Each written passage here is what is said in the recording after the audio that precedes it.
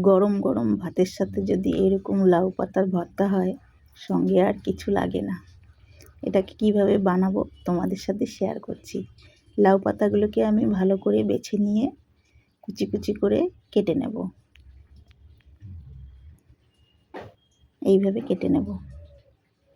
এগুলোকে কেটে ভালো করে ধুয়ে তুলে রাখবো।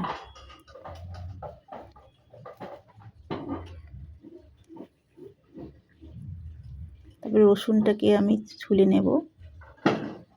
রসুনটাকে ছুলে রাখলাম। শুকনো কড়াইয়ে একটু কালো জিরা ভেজে তুলে রাখলাম, দুটো শুকনো লঙ্কা ভেজে নিলাম। ওই এক ফোঁটা তেলের মধ্যে রসুন, কাঁচা লঙ্কা, লাউ পাতাগুলো দিয়ে ভালো করে একটু ভেজে নেব।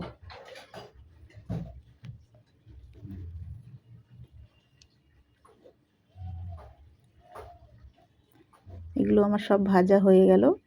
এখন শিলবাটাটাকে ভালো করে ধুয়ে লাউ পাতা, রসুন, লঙ্কা এগুলো ভেজে রেখেছিলাম, এগুলোকে ভালো করে মিহি করে বেটে নেব।